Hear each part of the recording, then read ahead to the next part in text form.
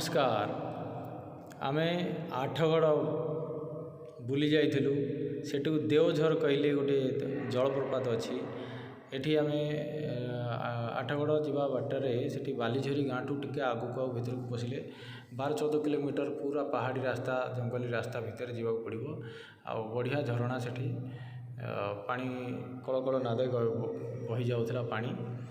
तेज से झरणा आम देखापी गलु ये पहाड़ भितर जंगल भितर 12 किलोमीटर जावाई से वर्षा दिन से श्रावण मसरे जहाँ लगुला जहाँ भल लगुला देखिपे आप केमती से देखा जाउची तार आकाश गुड़िक ये जंगल भितर को जावापर सेठी आमे जलप्रपात पाखे पहुँचलु। सेठी गोटे दृश्य देखिलु जोटा लोक मैंने मद पीकी बोतल फोपाड़ुंट। तेज से साहस है मोर टिके भितर को पशि गाधेवाई एम समस्त मो सागर जाइए आम पुओ मामू सब सांग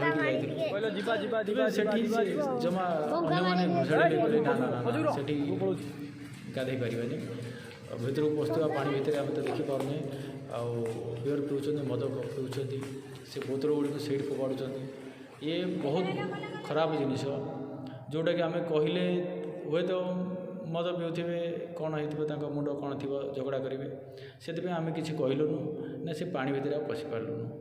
तापर से आम फेरी आसिलु धवलेश्वर गलु बाबा धवलेश्वर दर्शन भल कलु से दिन टिके मांकड़ माने हैरान कर छड़े नौकरी मांकड़ मान को टिके होशियार हेले बस भल आसो झूला पोल टिके देखिलु।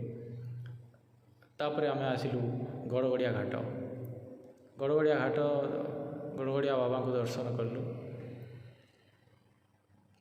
जाओ किंतु एठी गोटे देखिलु नुआ तुठ कराई किंतु अलिया रोचे। तापर आम आसिलु सेठू बारवाटी दुर्ग को बारवाटी दुर्गे घास फास गछ पछ जा भल भाव में पार्क टी सजा जाइए भल लगिला बुली बालिक आसिलु। तापर आम बारवाटी स्टाडियम गलु फुटबॉल खेल होता देखी देखी चली आसिलु पु कहला टे स्टाडियम देखो बोली।